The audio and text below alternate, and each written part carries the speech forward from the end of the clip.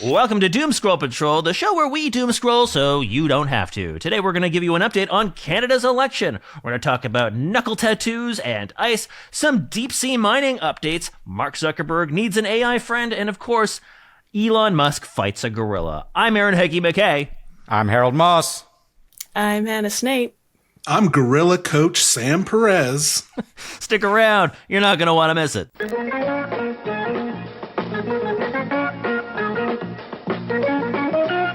Aaron, you want to big things in Canada? Yeah, so this is I'll start it off with the Canadian news. We had an election here, and just to give you a bit of a backgrounder on Canadian politics, it was between a guy named Pierre Poilievre, who was like 25 points ahead like come January, and he's the sort of conservative. He was very MAGA-y, like even he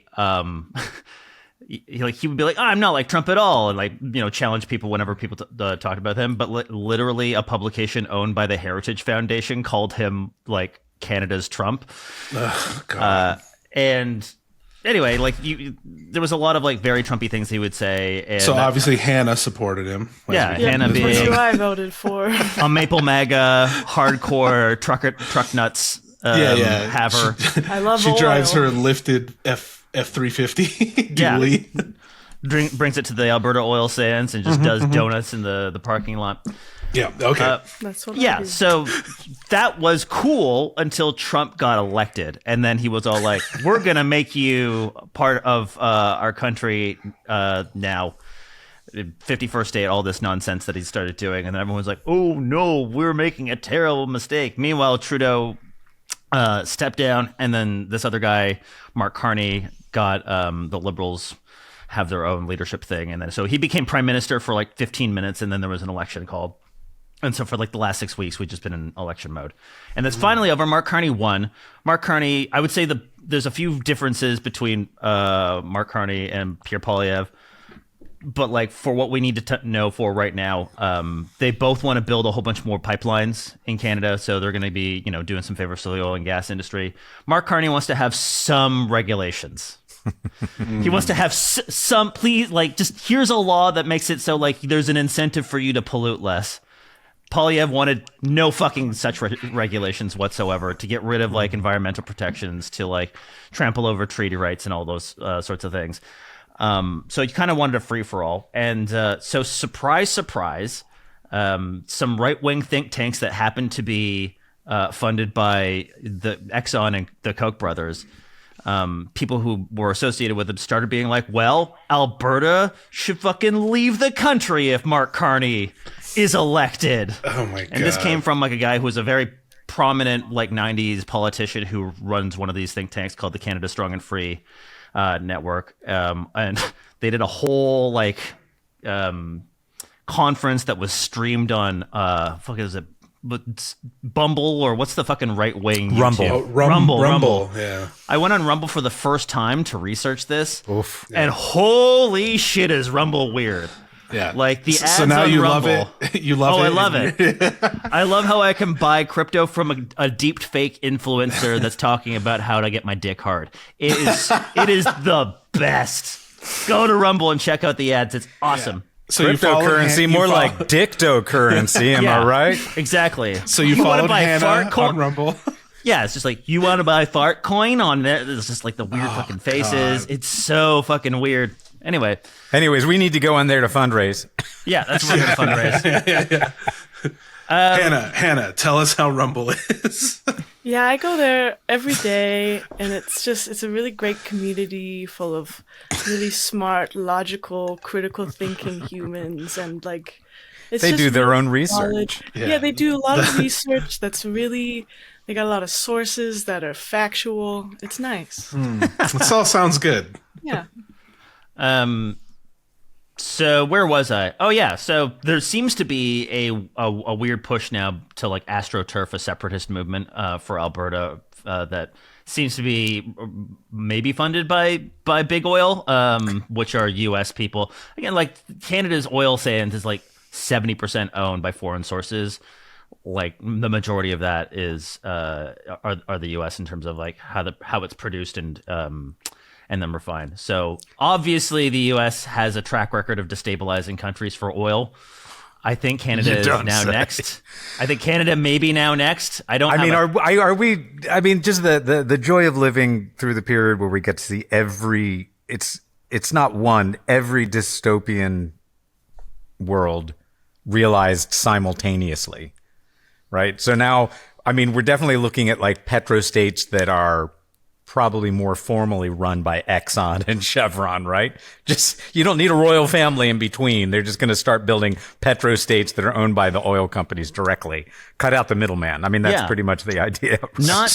Not to like, project too far forward and also maybe give them ideas, but like I suspect there's like, you play this out to a sort of absurd conclusion that given the timeline we're in is definitely going to happen. Any sort of like regulation that we have around the oil sands is now going to be seen as like a communist takeover, and it's going to be used to justify invasion or something fucking crazy like that. Yeah. And it's like, well, they have WMDs or something. That's all they need to say, and then manufacturer consent to either invade or have. There's going to be a whole liberate Alberta thing. That's my guess. That's if I were doing the sort of dumb timeline. Weapons of maple destruction. Yeah, exactly.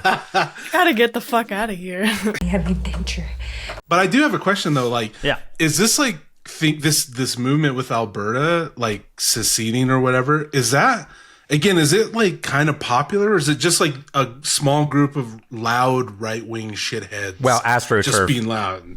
Clearly its origins is AstroTurf. I.e., so there is historic Western alienation, right? Mm-hmm. That is somewhat deep seated. It was more popular around 2019 for basically because the climate crisis was more within the zeitgeist and oil prices were low, and so it was kind of seen like as this like weird moment for Alberta. So not to get too deep into the history, what I'm saying now is polling numbers for separation are lower than they were 5-6 years ago. And it's roughly, I think the baseline was something like 20%. And then they were asked, if this is an Angus Reid poll, they were asked if Carney wins, does that change your vote? And that got bumped up to about 30. 30, for perspective, is baseline Quebec all the time. Quebec, 30% of Quebecers want to separate all of the time, constantly, and they're not going anywhere, right? Okay. But the people who are in charge of Alberta right now, Danielle Smith, are like fomenting this and like making it very easy to have like a referendum. And this is probably where it's going. It's going to be a referendum and a whole AstroTurf campaign to get people to have some sort of Alberta independence so that they have no constraints on the oil supply to the United States. As someone, I grew up in Alberta. I'm not from here. I'm from BC, but I grew up here. And I remember in like middle school or whatever when Quebec, the whole separating Quebec thing, it was a huge deal and everyone was talking about it. And everyone thought they were stupid idiots here in Alberta for wanting that. And now look at us now.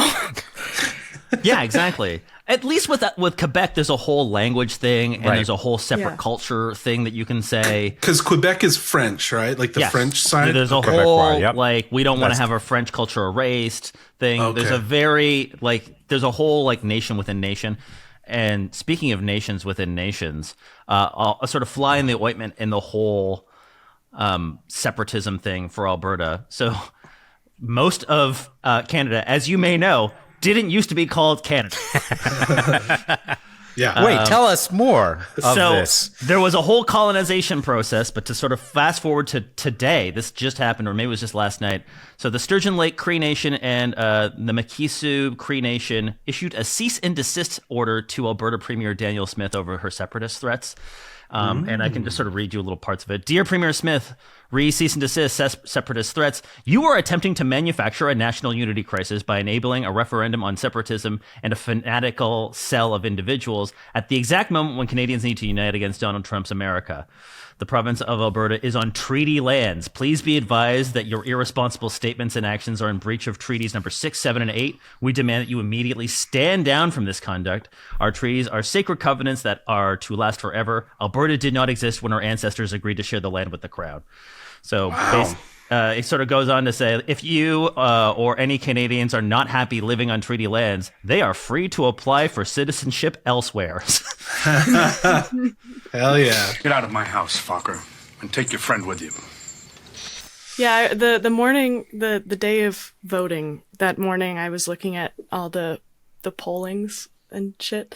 And in my riding, it was like 90% conservative. Like, it was a scary, huge red bar. And I was like, God damn it. What is going to happen? But luckily, the rest of Canada pulled through. I mean, this is a lot like what happened in Europe with Macron and Germany, where it was like the response to fascism was to stop the far right from coming in, but what that ended up being was centrists who are, like you said, you know, the difference being a little bit of regulation as we destroy the planet rather than none whatsoever, and Right. at least an opposition to Trump, which I think is important, but does not resolve any of the problems that have led to all these crises. And it's really unfortunate that like we are given the choice between like actual fascism, like that seems to be where things are going in a lot of places, where it's like actual fascism and sort of like the puttering centrist liberals that kind of got you here. Yeah. And I think what needs to emerge and what might actually start emerging from this is like a coalition of people who are more thoughtful on the left that want to have something, you know, just start thinking about, instead of just conserving what we have, start building something that is a viable alternative to the tear everything down and bring your whole shitty vision of like a Christo-fascist dystopia powered by AI with you. And a nice little cherry on top. Again, this is a second cherry on top. Pierre Poilievre lost his seat. He did not. Yes, he is that's not right. He is not in power at all. He has no representation. The people that he was, the writing that he held for 20 years was like, fuck you, get the fuck out of here. And then real quick, why is this guy a piece of shit? Why is he a piece of shit? I mean, he's just done the right-wing populism thing. Okay. That everyone, and again, like, Trump has America first. He had Canada first. Trump had drill baby drill. He has shovel ready zones. He wants to get rid of the CBC, which is like a big cultural institution here. He has like these weird connections to people who want to have private health care here, and he's like holding fundraisers at their own mansions. There's just a million different things. He has a whole bunch of like, he's basically bought and paid for by big oil. I did a whole little series on my Instagram account if you want to see 6 videos about why this guy's a piece of shit. But I think on top of all of that, he kind of like is a faux working man dude, and he's literally only been a career politician. He was 20 years old or something. He's in his 20s when he got first elected, and he's literally only been in politics. He's never worked an actual job. And his catchphrase for a while was what, more boots, less suits? Or Yeah, something? boots, not suits. Hell yeah. He sounds like a Buddy, awesome you're dude. the suit. Yeah. And it's funny too how like people don't ever see that. It's like, well, that's like down here with I remember that was a big thing with Tucker Carlson. He was always like, we need real men, and I'm wearing a flannel. And it's like, isn't he like the heir to like ketchup or some bullshit? Like Swanson's. Yeah, okay, yeah. Something. I know he was like a fucking rich kid. So I'm like, dude, shut up. But as long as the suits are giving people permission to voice their racism, they will overlook any of it. An early warning system is an essential part of weather forecasting. That's the thing that I've been trying to like wrestle with. Does the left basically just need to like ignore the racism on the right to bring them in? I don't know how to do this because it's very icky either way. Yeah. And it's like coming from a white guy, it's fucking easy for me to be like, well, just let them be racist. Like that's not a cool message to put out there. I don't know how this works because you need to have like a viable workers alternative. Well, yeah, I mean that's and a lot of workers are racist. But well, okay. Yeah, I used to work construction. Yeah, there's a lot but of there's racists. some. So this is also, we're seeing globally, there's been a rightward shift amongst young people in a lot of parts of the world, especially young men. And that includes It's embracing the Andrew racism. Tates of the world, right? Just Well, it's partly the end. Andrew Tates, but it's also, I think, fundamentally that we've, as we talk about every week, you know, the world is in a very serious crisis. And that crisis is undermining the future for all young people. And if your only response to that is weak liberal centrism that doesn't actually address any of it, that's going to drive people to a more vocal, muscular response to it. And that includes the racism and the Andrew Tates. Yes, we've also let big money just build our entire media, social structures and, let Andrew Tates have a massive audience and get invited to the White House. But it's also because people don't see that. Historically, the way you take on racism in the labor movement is you don't tolerate it, but you bring people into fights that actually are going to make their lives better.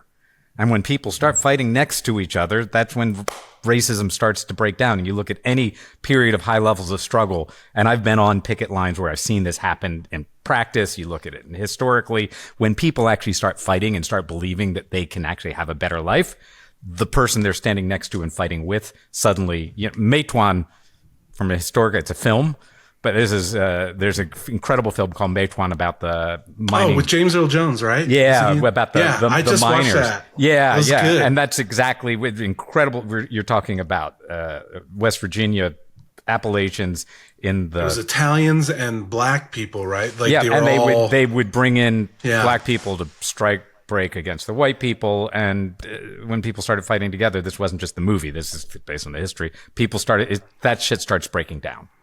That shit starts breaking down. And but that requires an actual struggle for something that's going to actually make people's lives better. So do you There think isn't it's just like a bunch of verbiage. Verbiage will not challenge global fascism, right? So do you think it's like we'll tolerate your racism for a little bit, but then like come No, work with because us, if you're organizing do in a this? labor movement, Okay. you'd be like, you may be a racist, but just shut your fucking mouth on the picket line. But like, Right? just show up, shut up. Yeah. Yeah, it's just like, Okay. Or just Yeah. be I'm not loud at the other people that are like Well, taking, it's that that you are, organize everyone, Yeah. right? If you're in a Right. labor movement, you don't not organize people because they're racist. That's not how labor works. But you don't tolerate expressions of racism on a picket line, in the union hall, in the meetings, in the workplace. You challenge that. And then it's in the process of people fighting to get a living wage, to be getting safe working conditions, to be getting whatever it is, a weekend, the things that the labor movement got us, that those divisions start to get broken down. That's not philosophical. That's not theoretical. We've got a couple hundred years of labor history to prove it, right? That's actually how it works. And unions that challenge racism are the strongest unions, and they have the biggest impact on that. Cool. There's plenty of racist history of the union movement, of segregated unions and so forth, and that doesn't do it. And they're the weakest unions, right? Those are company unions in the end. Maybe we ought to join a union. Well, I was just gonna, touch on the interview that Trump had, the first 100 days of presidency interview. You can see all the MS-13. If you're for those Yep. just listening, I'm holding up my very blank knuckles. That, Oh, yeah. according to clearly Trump, probably says say MS-13. Yeah, same. Look at my MS-13. Look at this one. I got MS-13. Also, Yeah. MS-13, Godzilla. Yeah, I'm a gangbanger. Anyways, Hannah, So, the interview. yes. So the interviewer, Terry Moran, he was questioning Trump about Kilmar Obrega Garcia's, or what is his name?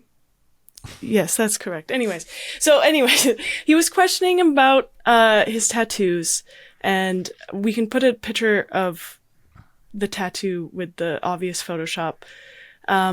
It's a picture with his actual tattoos. So I'm not going to explain it. We'll just put a picture up. Yeah. No, I should explain it. No, you should explain it for for people. those listening at home. Yeah. Okay, so You can put the picture up, and then if you don't so feel he comfortable has- describing it, I can describe it. I actually haven't seen these. it's all good. So he has a marijuana leaf, a smiley, a cross, and a skull. Those are his actual knuckle tattoos.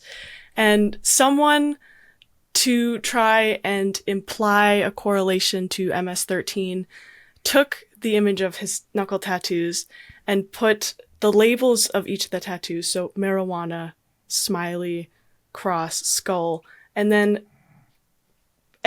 MS-13 So they just made a random connection that has nothing to do. Which no experts on actual MS-13 have ever.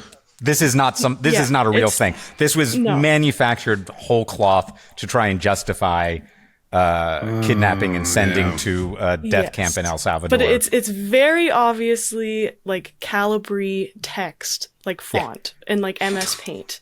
Like it's just a labeling system to make a point. But Trump saw this and he genuinely believes that the MS-13 are actually tattooed on his knuckles. Oh my God. And he doubles down on it. With great offense. Well, we can play some of the clip in that. Yeah, we'll play it. And you'll pick out one man, but even the man that you picked out, he said he wasn't a member of a gang. And then they looked, and on his knuckles, he had MS-13. There's a dispute. Well, wait a minute. He had MS-13 on his knuckles tattooed. He had some tattoos that are interpreted that way. But let's move on. Wait a minute. Hey, Terry. He did not have the letter MS-13. It says MS-13. That was Photoshop. So let me That was Photoshop. Terry, you can't do that. Hey, they're giving you the big break of a lifetime. You know, you're doing the interview. I picked you because, frankly, I never heard of you, but that's okay. But I picked you, Terry, but you're not being very nice. He had MS-13 tattooed. We'll agree to disagree. I want to move on to something else. Terry, do you want me to show you the picture? I saw the picture. And you think it was Photoshop? Well, here we go. Don't Photoshop it. Go look at his hand. He had MS-13. He did have tattoos that can be interpreted that way. I'm not an expert on them. I want to turn to Ukraine, sir. Terry, I want to get to Ukraine. No. He had MS as clear as you can be, not interpreted. This is why people no longer believe the news, because when it's he was fake photographed news. in El Salvador, they aren't there. But let's just go on. They aren't there when he's in El Salvador. They weren't there, but they're there now, right? No, but they're there in now. your picture. Terry. Ukraine, sir. He's got MS-13 on his knuckles. All right. Okay? We'll take a look at that. You do such a disserse. We'll take a look at that, Why don't sir. you just say, yes, he does, and, go on to something else? It's contested. Ukraine. He had MS-13 tattooed on his knuckles. He had MS as clear as you can be. This is not interpreted. And that was in response to Terry saying he does have tattoos that can be interpreted that way, which they aren't. They aren't. Experts have... that it's not happening. It can be interpreted that way if you... if you want to make shit up. If you make believe hard enough. Random. I wish I was home. That's basically the level. Yeah, so he said that referring to the picture, and again, the font was just to imply and label the tattoos with a correlation to MS-13. But if you look at actual MS-13 members, they have very obvious tattoos. Yeah. On their face, on their neck, on their chest, back, everywhere. Multiple, usually. And it's very large and clear. Like, they are not inconspicuous about it. So, the fact that they're trying to make this connection is just... and Trump's fragility in response to what was a pretty gentle pushback from a journalist saying, this obvious Photoshop is an obvious Photoshop. That's all it was. Which even MAGA, by the way, prior to this, MAGA was not pretending that was actually there. They were just recognized that it was a labeling, trying to construe it. It was a label. Everybody knew that. So all the entire pushback in the interview was this obvious Photoshop is an obvious Photoshop. And Trump started to crumble because he gets so little pushback. He's so surrounded in his bubble of yes men. And if you've seen what's going on in the White House press pool now, it's all just like Rumble fucking right-wing influencers just, meat riding Trump and saying, how is Donald Trump so beautiful? How is he so smart? Why is he the most wonderful person? I mean, basically that is the entire press pool now is people genuflecting to Trump. And that's all that he knows how to respond to. They got to give him like those little North Korean, just like the newscaster. Yeah. Well, I mean that's what. Well, like going back to the tattoos, it's funny because like growing up, like I used to hang around a lot of gangbangers, and like those were the people I hung out with, and they're pretty open about who they affiliate with. Like Well, it's not a fucking proud too. Yeah, They how don't it want to be works. mistaken. right. Because exactly. So like the gangs we used to run with was Sureños, who were like 13. They were Southside Mexicans, but again, they all had like Sir on them, like 13, like very clear. Like you know who these people are, and then when you see the tattoos of the guy who sadly was deported, like. It's if that's the case, it's like then fucking every like person who went to Coachella has those stupid fucking tattoos. But I will say, when I was a tattoo artist for a short time before I changed careers, I have given all of these tattoos on the knuckles of usually white chicks. That's what I said. Like So girls at Coachella girls have those tattoos. like They wear Uggs. They have those little hats. yeah, That's and they the all real have danger skulls within. and crosses and smileys on their hands. Yeah. Like what? I guess I'm not like other girls. Speaking of El Salvador, I put in the chat, and we can put the picture. In one of the El Salvador prison, the Venezuelan detainees knew that a drone was flying, and they went outside. They were in their yard, and they formed an SOS for, So. It's a fucking death camp. It's not ambiguous. And that's what they're saying is these people should die there. These people randomly scooped up to make Donald Trump be able to be tough on immigration. Just randomly scooped up people should die in this camp. That's their official position. That's their official position with no due process. So like with this event, they talked to some of the people, and he's like, this one person's like, they're making false accusations about me. I don't belong to any gang. And they're like, I fear for my life here. I want to leave. It's awful. Like seeing that, I don't know. It's just. Well, and they're again splitting up families, including kids with cancer who are being deported along with their parents if the parent wasn't. Kids disappearing that no one knows where they are because they split them up, and the father went to the death camp in El Salvador, the mother went somewhere else, and the kid is who knows where. But again, this is fucking awful, but this is also a bipartisan project in the United States. This is that the Democrats are not quite as intentionally horrific.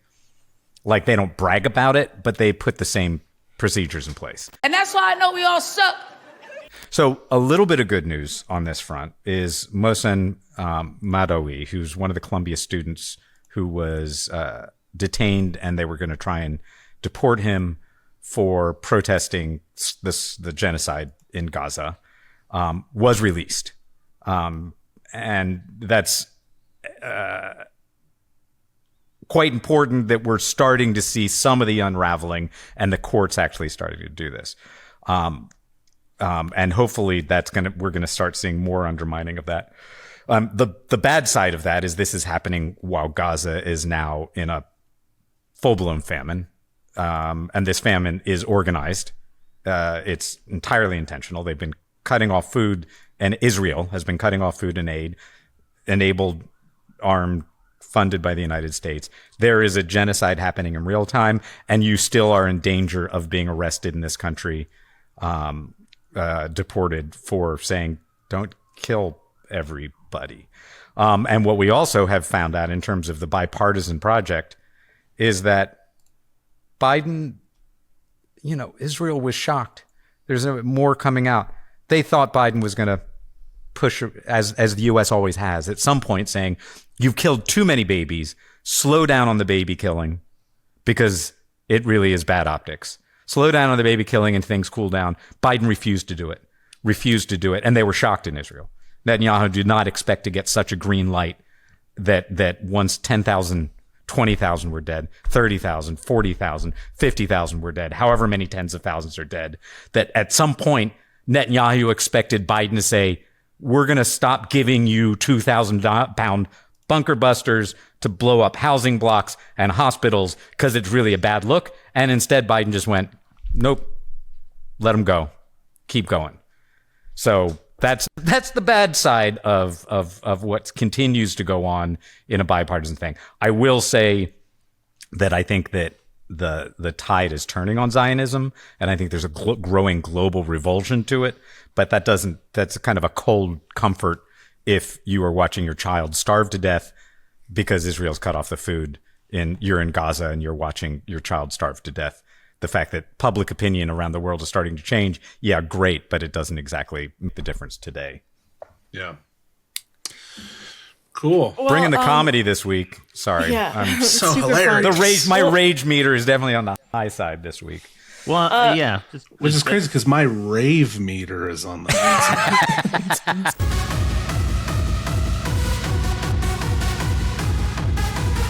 Okay, but before that tangent, I did just want to bring up the organization that we shared, I think, a couple episodes ago. Now I'm blanking on their name because of the marijuana, obviously. Obviously, because of the Project Realife. She's been licking ravers. Yeah. Exactly. Project Realife, I think that's what it's called. Pretty sure. So we shared their link, their donation link, a couple episodes ago, and their goal is to get 100,000 Gazans water. And so far, they've gotten 20,000 people water, nice. And they're still working to do at least another 80,000. So I just wanted to give them a shout out. Let's put that in the description again. Yeah. Make sure to get the link to me when I do that. Yeah. Yes. Yeah. So that's fun. I think people should have water to drink. I like water. I can bring some more horrible news, but Great. that might lead into some less horrible news. First of all, and this is no surprise, Trump has just gone batshit crazy on the environment this term in a way that puts to shame his first term. Basically, an attack a day on climate change, suing states to stop them from doing climate action, allowing untold amounts of pollution into food, air, water, stripping the ability for groups like NOAA to the National Oceanic and Atmospheric Administration to even measure what the fuck is going on. All of this while we're seeing climate catastrophes and the global ecosystem in threat. So this is what so there is a difference between let's have a little bit of regulation but let the fossil fuel companies go and no regulation. Like that's what was the bullet dodged in Canada. There is a difference. It's just that the first isn't going to save us. The second's just going to kill us much faster. And one of the things that I think we're all going to need to start paying more attention to, that he did this is, deep sea mining. We can't really see under the water unless you're watching a documentary or go scuba diving. But in fact, most of our planet is water and all of our life systems depend on what's going in there. Last week, we talked about global bleaching. If you look at our fishing fleets that are just literally scouring the floors of the ocean, now the next frontier is deep sea mining. And this should terrify us because if we undermine the ability of life to live in the ocean, we all die. And one of the most depressing parts of this is, and we should put this up, is I'm going to read you a headline and then we can guess where it came from. The next gold rush. President Trump unlocks access to critical deep seabed minerals. Historic executive order will boost economic growth, support national security. So, I mean, this... Wait, you're asking me what outlet that came from? What outlet that came from? It's definitely NPR. It's definitely NPR. No, you would think that's Fox, Terry Gross's voice all over it. That you would think that Fox News, Wall Street Journal editorial page, Breitbart, New York Post. Well, no, it's the National Oceanic and Atmospheric Administration. Oh, so they're writing their okay. So the White House is now writing the releases. The part of our government who's responsible for like oceanic health and understanding what's going on with climate change and all of these things is now just trumpeting the devastation of life underwater in order to make profits. Gross. Yeah, it's it may as well say like all that stuff, and then it's like, and we let him fuck our wives, and like we watch, and it's so great. Like, god damn it, these people fucking suck. Down, dude, you're a little bitch. The upside to it is, as we look at this, and I've been saying this for some time, and I think it's actually coming through, which is that Trump is, I think, already past his peak of power. He's already well past it, and we're seeing this in plummeting thing. A new poll came out today. He's at 43% approval in Georgia versus 55% disapproval. Those should be terrifying numbers for the administration and for people in that. He is sinking fast. Josh Marshall, who's a kind of progressive political commentator here from Talking Points Memo is his website, puts it just, Trump's already lost, right? That what he's doing is so unpopular, and they're doubling down on everything unpopular. And the tariffs, we're just about to start seeing the impacts of the tariffs here in the United States. We're going to see them with empty shelves, with skyrocketing prices, and people are already upset about it. So with all of this horror, Trump's in many ways past it. The problem is with the levers of power, the destruction, a lot of the destruction's already baked in, and there's a lot more destruction to come. So it's not that he can't do any more damage. He will do huge amounts of damage, but actually his basis of support is evaporating. And that's, can we build a movement that then doesn't just say, well, let's go back to the tepid middle, right? That's the challenge that's here in the United States. At least some of the Democrats are learning to perform. Some are actually trying to do something. Some of them are at least learning to perform resistance, which I guess is a good first step. But that's really, otherwise, I think what we're going to see globally, without a real alternative that's talking about the fundamental issues of ecological devastation, of income inequality, of monopoly power over our communications platforms, is a vacillation between tepid middle and then farther and farther right as things unravel, right? So the right will unravel, but then they will keep breaking things on the way down. And that's what all life on Earth is faced with right now. The Earth is a mystery. Can I play you a little thing from Trump? You wanted to say about like the things are about to get more expensive. Things are going to be off the shelf or whatever. Trump did this weird thing. I'm just going to show you this clip in here. They made $1 trillion with Biden, $1 trillion, even $1.1 trillion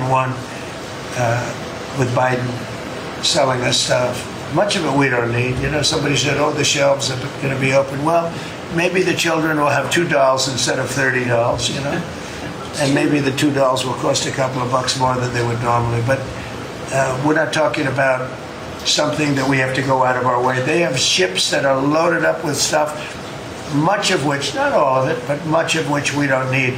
Oh, you know, China's made $1 trillion with Biden selling stuff. Much of it we don't need. Somebody said, oh, the shelves are going to be open. Well, maybe the children will have $2 instead of $30. Maybe those $2 will cost a couple of bucks more. This is stuff that, like, the degrowth movement has been talking about, which I find so weird. It was just like, we don't need all of this stuff.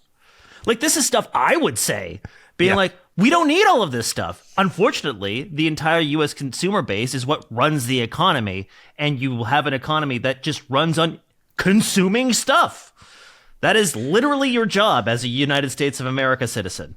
Is to consume stuff. Is to consume. Like, if you stop doing that, the whole thing collapses. And we save ourselves, but the whole thing collapses. Well, and this guy's doing it. I don't get it. I don't quite get it either. He is a degrowth president. Literally, our economy shrank this quarter and is probably going to shrink again. You know, the difference is the degrowth movement is about a conscious, thoughtful shift what needs away to grow, from what needs to shrink.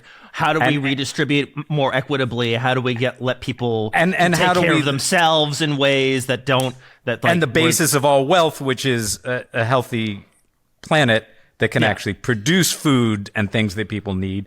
How do you do that? While he's actually stripping all the regulations on that. So it's like, I mean, it really is, this is just motivating. He's just justifying it. No, it's just justifying, but it's also there's everything that aligns. This is a collapse into Mad Max world, right? Right. Where you've devastated the environment, the ability to support people, and therefore the economy crashes.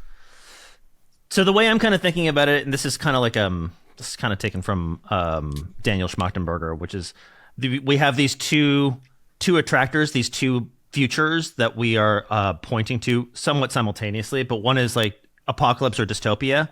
What we need is like a third attractor, something that is like neither of those things, where we actually control, where we actually get things under control with regard to like how we make stuff within the bounds of the ecological limits. Like take care of our needs while taking care of the planet at the same time. But like the way we're doing it with like under the Trump was just like we're doing both apocalypse and dystopia, and it's incredible how he's able to do both. It's multitask. He's able to multitask this. Well, it's kind of a single task of maximum idiocy, but yeah. I mean, the good news in all of that, in terms of a third attractor, is that we actually have the tools at hand to do all of it, right? We really need to just start. Yeah, we have the tools. There's a few tricky corners. Aviation fuel, the things we know. There's a few tricky corners that are going to take some new innovation and inventions or scaling things down. But for the most part, we've got everything we need. We've got everything we need. We just need to MacGyver ourselves out of this. Like it's just like we got whatever's at hand. We just start using it in a quick and fast manner to just come up with something really clever that gets us out of the bind. Is that a useful metaphor? Are you talking about a guillotine for billionaires? I got. What can I do with a rope and this razor blade and a couple of sticks? I mean, that's probably the most effective MacGyvering that we could do. Execute them all.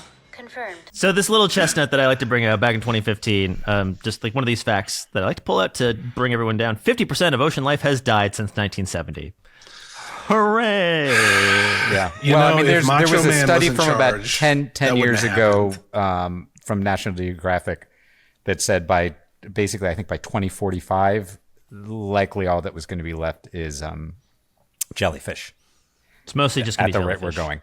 On the good side, though, actually, I went to the WWF website, and when we talk about solutions, like kelp farming is one of the things in the oceans, which is it's just good. So we could feed most of the world's population in like an area of the ocean about the size of, I think, Washington State, just from kelp farming. It's incredibly nutritious. It actually absorbs excess. It absorbs excess nutrient runoff, the fertilizer runoff that creates toxic algae blooms.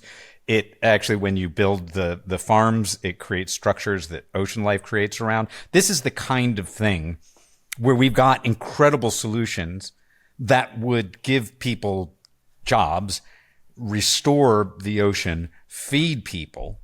Right. This is, again, I think that in the face of the despair, it's that we have many more incredible solutions than we've actually got problems. Right. So the question is, how do we weaken the people who are preventing us from implementing these solutions? Because kelp farming is genuinely amazing. This is where we need the sound effect. Friend. Back at you, friend.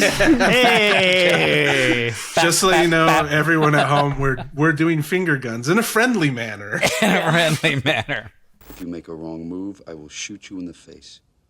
It's Mark Zuckerberg explaining how Meta is creating personalized AI friends to supplement your real ones.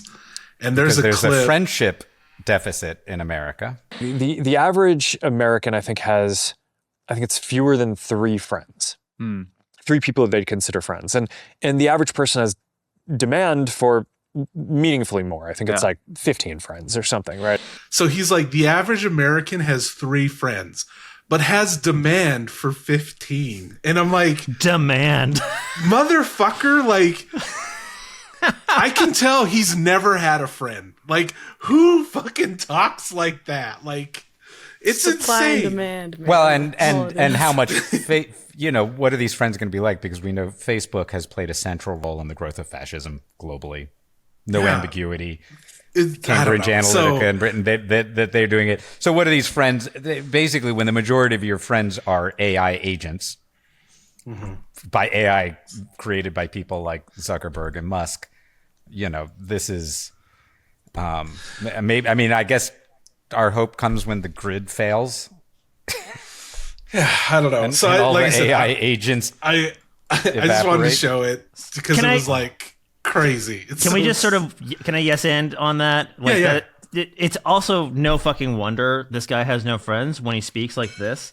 So Theo Von is like one of the most popular. If you don't know, Theo Von is one of those most popular podcasting. Yeah, Mark Zuckerberg went on his podcast the other day, and it started in the most unbearable, like cringy way I could possibly. I'm just like, there's some deafening silences in it, and it is so obvious. First of all, if you can't see it, Mark Zuckerberg looks like a fucking twat. He's got these fucking giant ass glasses on, which I guess are recording everything. Anyway, so maybe you want to give this a listen and a reaction on it because it's just so unbearable. You drink coffee, man, or no? Nah. Really? Yeah. I mean, you've had it. I have. Sometimes on vacation, I'll drink it recreationally. It's like every once in a while. Just like a celebration. Yeah, no. It's really. I'll drink coffee recreationally. Get fucked. It's like a celebratory thing, man. Yeah. I'll have some on New Year's, maybe. Yeah, no. I just like hate anything that messes with. Like I don't like any kind of chemicals or anything like that. What? I don't like chemicals. I hate people. Do you who know say what's that. not chemicals? Nothing. Literally everything is. Everything is is chemicals. You fucking idiot. I just no way he can be fucking relatable. Later on, he talks about how like his fucking the horsepower of his car has to match the horsepower of his fucking helicopter, and it's like fuck you, man. And then fuck and then you. I mean this so is up relatable. there. This is up there with Musk wearing literally two hats, trying to. I don't know if you saw that clip.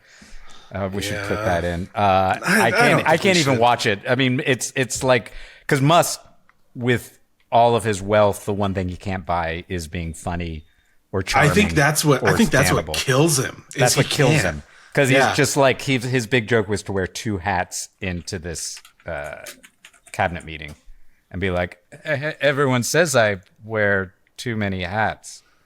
No, I'm wearing two hats. And it landed about as well as that. I mean, it landed as well as. I mean, these guys Honestly, make me feel like a smooth operator. The way we solve this is to just give Elon Musk a Netflix special and for him to literally die on stage. Yeah. I support this. Streams flow down the mountains, carrying rocks and minerals, which contribute to the appearance of the Earth. Because Musk loves memes and being a fucking moron. With all the discourse with the men versus gorilla, let's just have him go fight a gorilla. Have him just go do that. Oh wait, just no, he already volunteered to. Because Mr. Beast, of course, wants to actually stage people fighting a gorilla, and Musk volunteered. So I think we do it one at a. I think the only way to do this fairly is that you do it one person at a time. So it's in sequence, and we start with Musk and the gorilla. Now it goes in terms of honor.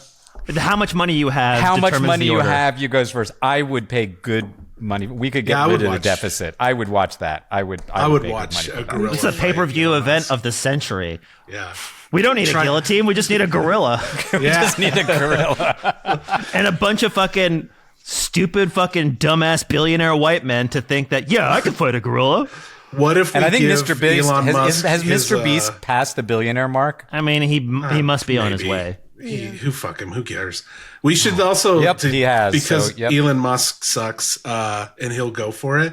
Same when he fights the gorilla, like, hey, you can take in your the kitchen sink joke he had. You can take your kitchen sink to go fight this gorilla. Yeah, it's your one weapon. Gorilla's just gonna fucking hit that out of your hands. Yeah, and then use it to smash your face in. When the gorilla's fucking swinging it around. Oh, that brings me joy. Just the thought of Elon Musk getting and a gorilla wrecked by a gorilla. Well, I think we did it, guys. We know how to solve all of our problems. Yeah. Just feed all of the gorillas.